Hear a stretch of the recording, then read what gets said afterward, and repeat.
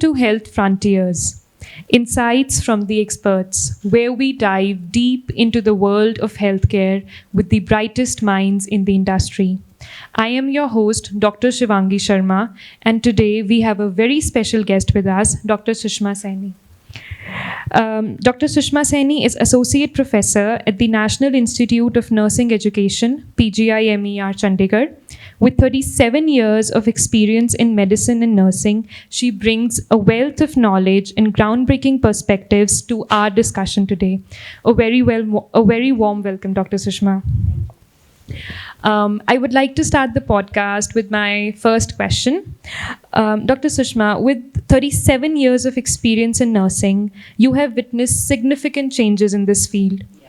Can you share how your leadership has evolved over the years and the key principles guided your career in nursing education and research? Yes, if I talk of the early years of my leadership, it was mainly involved in learning new and new things, my new roles, learning to new roles and adjusting with that. Learning new roles, I was more involved in it. As the years progressed, I got confident in my roles. I started mentoring my juniors and my fellows. And with the advance of years, then now I think I'm able to maybe the part of the policy making and what you say books writing and other things where I can think of what you say. Transferring or disseminating my leadership qualities. So that's, I think, I have evolved with. That's wonderful. Progressing to our second question. Since Dr. Sushma, you are an author of 3 books and 105 publications, and having served on various editorial boards, how do you see the role of research in shaping the future of nursing? And also, what challenges have you faced in promoting research amongst the nursing professionals? Yes. About research, like I talk about evidence-based practice, whatever evidences we are getting and then applying in it, then quality improvement projects. Small quality improvement projects we are undertaking and then utilizing in our day-to-day work, plus implementational research. And whatever we do in research, what you say, continuation of research. For example, we had nurse-led clinic for NCD screening in our field area. That was one research we conducted, and we are continuing with it. And we have a regular NCD clinic, which is manned by our students, isn't it? And apart from it, we think of certain things which we learn through research. We start utilizing and implementing those in our day-to-day practice for the challenges. Yes, the challenges among nurses, it is they are not their base of research is not very strong, and so the need to learn, we have to really work hard to on methodology, and when we are teaching to the students, isn't it? And then our funding, we don't get much funding, and with the meager resources and time constraints, so all these things are coming in between research. And then another thing, the mental makeup, and the research, of course, they do, but dissemination. They are not mentally made up that we need to disseminate. We, as a teacher, to my students, I have to work hard to disseminate their work. Publishing into the good journal is really tough. That's a big challenge. All right. Progressing further. So you have been actively involved in 19 national specific organization and have been holding leadership positions in several, including the SOMI and the Nursing Research Forum. How do these roles influence your approach to leadership in nursing education and practice? It improves my vision. Working with the different organizations, with it is the opportunities to meet many experts and from other fields and the higher opposition field from my own field. and we need. I get an opportunity to get collaboration and then learning new things from them.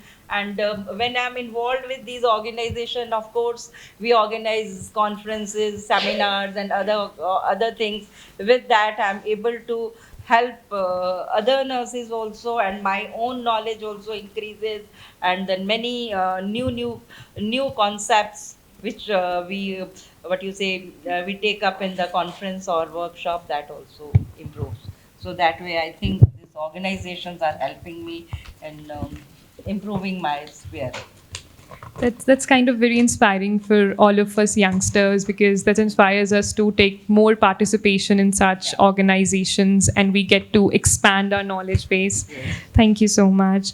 Moving further, as a supervisor of PhD students and an educator, how do you mentor the next generation of nursing professionals?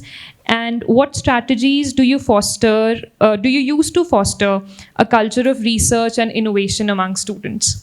Yes, helping them to set the goals, and then helping them to set the definite goals, achievable goals, and then fixing the targets, time targets, like to finish the work by that, and empowering them to learn more and more, and make their own decisions about the research, and then praising them when they really do good, isn't it? And mentoring them whenever they need. So that's how I'm able to help them in planning their project and finalizing their research projects. That definitely shows what a wonderful teacher you are, Dr. Sushma. Moving further, receiving the Outstanding Scientist Award, it is a significant achievement. How do you view the impact of your work on the nursing community and healthcare at large? And what future goals do you have for furthering the field of nursing education and research? I think the innovations and regular learning, and I think that I'm still a learner, and I learn everything, new things every day. And in future, I want to learn every day new things and mentor my students and my co-workers to learn new things, and bring out lots of innovations every day. Right. And progressing to our last question, what are opportunities for nursing leaders in teaching, research, and administration?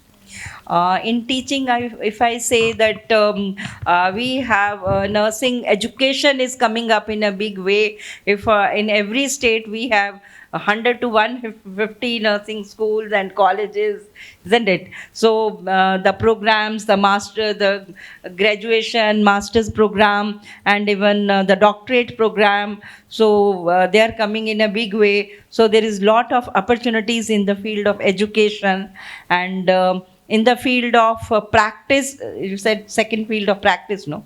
In practice also, there are lots and lots of innovations are what you say inculcated in every day. There are certain new innovations, and new positions are coming. As I said, in the registered nurses never worked in community earlier. Now the registered nurses are working in the community. Earlier they had the opportunities only in the working in the hospital, but now they do have the opportunities to working into the field, and more empowered and more independent.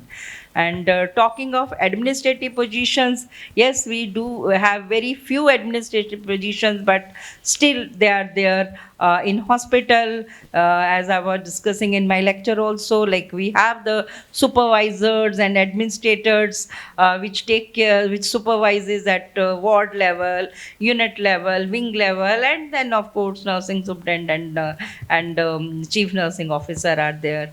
In field level, though at present the most of positions at administrative field level are vacant, like district public health nurse. But with the coming up of this registered nurses in field, we are hoping that in coming few years, once we have the positions in all health and wellness center, slowly we will have administrative position, supervisory and administrative position at PSC level, CSC level, and at district level.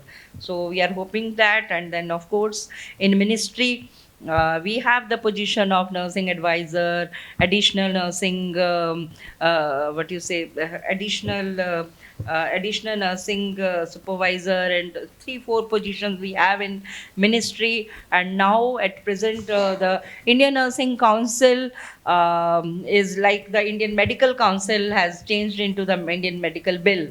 The Indian Medical, what you say, Commission. Now the Indian Nursing Council is also going to change into Nursing and Midwifery Commission. So the many new administrative positions are will be coming up in that commission. So I'm hoping that. Thank you so much, Dr. Sushma, for sharing your insights and experiences with us today. And your journey and advice is truly inspiring for all of us. And we are really grateful for having you as a mentor and a leader. Thank you so much. Thank you.